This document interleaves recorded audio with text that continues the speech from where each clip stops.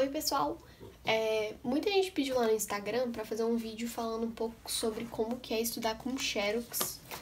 Bom, pra falar a verdade, eu acho que é uma coisa bem simples, porque na verdade é até mais fácil, mas eu acho que muita gente que tá no ensino médio não tem esse costume de xerocar as coisas, porque geralmente a escola dá e tudo mais. Então eu vim mostrar um pouquinho como é que é estudar com as coisas xerocadas.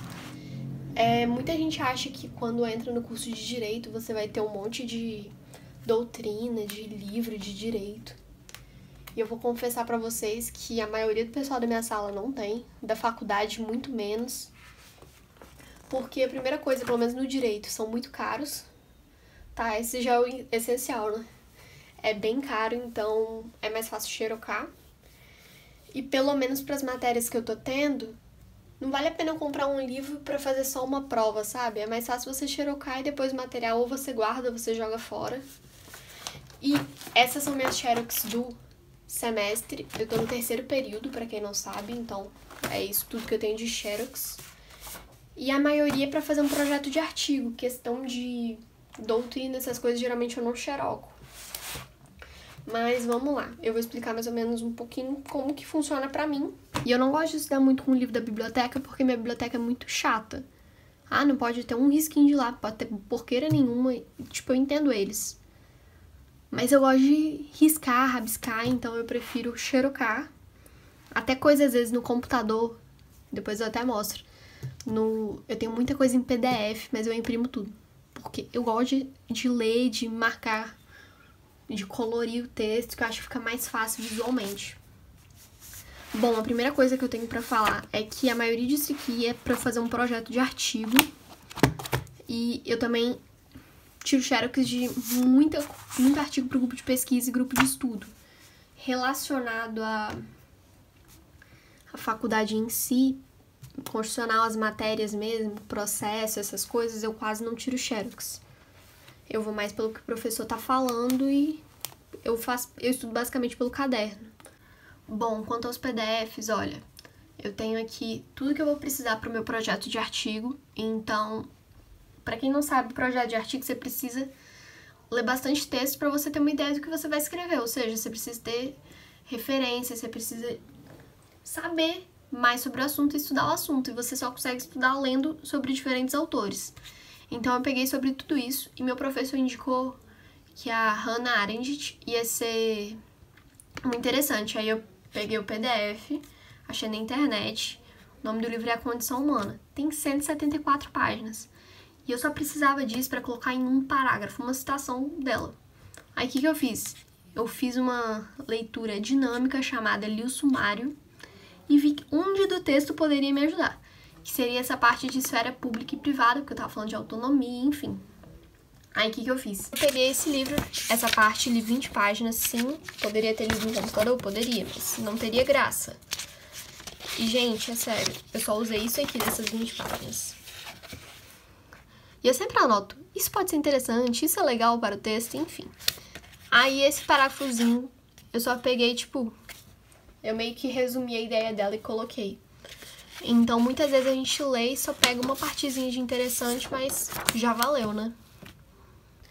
Aí, como eu disse, a maioria disso aqui é tudo pro meu projeto de artigo, que o tema é Direito ao Esquecimento. Então, olha, é texto sobre metodologia, que eu peguei de um professor meu. Aí, ó, eu vou grifando as partes que eu acho interessante. Esse aqui eu peguei do meu grupo de pesquisa. Aí, tudo grifadinho, gente, tudo que eu acho importante. Eu gosto de ler a conclusão, gente, também, muito importante. Antes de ler um texto, eu leio a conclusão pra ver se vai ser interessante. Isso é horrível, né? Mas eu faço isso. E geralmente eu anoto, ó, exemplos. E quando eu leio, eu gosto de ir grifando já. Tem gente que faz a primeira leitura pra só depois vir grifando. O que é bem interessante, porque você já tem uma ideia do texto e você sabe o que é importante. Mas eu já vou grifando tudo de uma vez. E eu sempre anoto, tipo, isso aqui é o conceito, isso aqui é um exemplo. Então eu sempre anoto com uma cor avulsa. Como vocês podem ver, eu utilizei 3 cores. Mas é só porque eu queria as coisas coloridas, então. E aqui, como eu disse, eu leio primeiro a conclusão, então eu já sabia que ia ser importante isso. Aí eu voltei no texto pra ler ele todo pra ver que parte que eu poderia tirar de importante. Outra coisa que eu faço é quando eu sei que, por exemplo, como eu tô vendo um monte de artigo, lendo um monte de artigo, pra ficar mais fácil eu decidi encadernar eles. E é baratinho, acho que custa uns R$2 pra encadernar e fica tudo compacto, né? Não fica esse monte de texto solto que é muito fácil de perder. Esses aqui só não estão encadernados porque são dessa semana, esse aqui já tem mais de um mês que já tá encadernado, então fica mais fácil. E quando eu acho um artigo interessante, alguma coisa do tipo, eu gosto de usar esse marca-página, sabe? Que se chama flagzinhas. Eu tenho da Post-it, tenho de marca baratinho, tenho de marca também baratinho, que já acabou esse aqui, que era o verde, enfim. Eu gosto de usar isso. E teve muita gente perguntando também lá no Instagram se eu tinha isso como uma ordem específica. Ah, cada cor quer dizer uma coisa? Não, é aleatório. Eu deveria ter uma cor pra cada um, mas não tem. Aí é tudo grifadinho, as partes que eu acho interessante. Ó, tudo de laranja também, sem cor específica. Tem muito texto que eu peguei por ser da temática, mas que no final, quando eu fui ver, não tinha nada a ver, então não façam isso. Sei lá, acho que eu tava meio afobada no começo. Aí eu faço as anotações também, olha. Esse aqui eu marquei com a zebra, eu fiz em 2 cores, mas só porque eu queria uma coisa bonitinha. No dia eu estava inspirada, olha. Aí eu vou e coloco bem aqui, conceito de memória.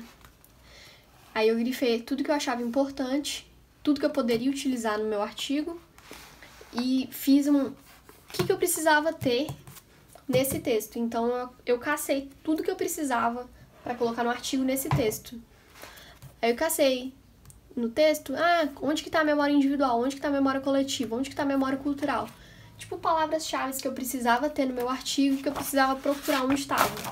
Aí eu acabei fazendo isso, só que ainda falta, gente, um absurdo de coisa pra ler, porque quem tá acompanhando minha saga no Instagram sabe que tá tenso acabar isso, porque, sério, você precisa de uma inspiração, não é simplesmente escrever, tem que escrever e ficar bom. Então é diferente fazer um trabalho, porque tem que ser com suas próprias palavras. Enfim, não sei explicar direito. E outras coisas que eu faço, isso foi bem antes de começar, eu vou caçando coisas que possa ser interessante também, ó. Eu coloquei o que seria o direito ao esquecimento, o conceito, e coloquei quais são os conflitos entre o direito, a liberdade de expressão e tudo mais. Então são meio que lembretes de textos que eu tinha lido e que precisava ficar meio que recordado mesmo.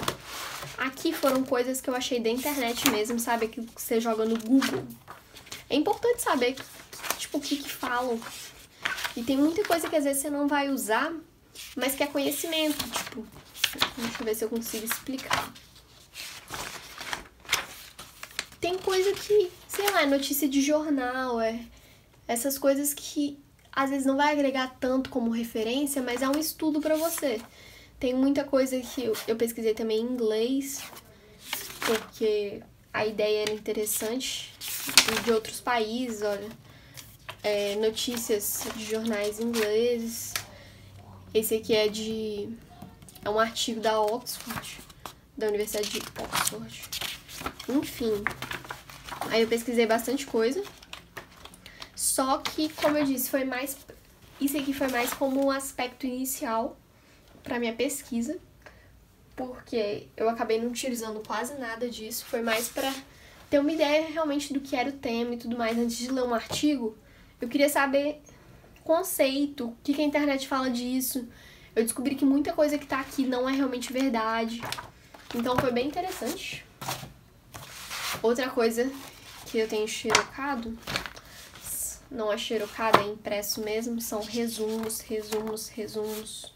e mais resumos.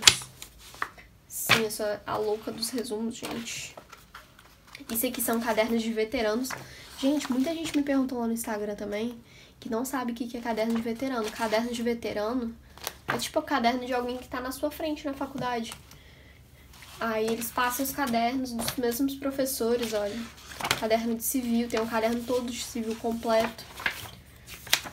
Só que é interessante você ter para você comparar com o seu. Às vezes a explicação deles tem alguma coisa que tá melhor para você complementar suas informações. É bem interessante. Então, basicamente é isso. Eu queria ter mais xerox, mentira, não queria não. Queria ler menos. Mas o curso é assim, né, gente? Um beijão pra vocês, espero que tenha esclarecido as dúvidas. Até!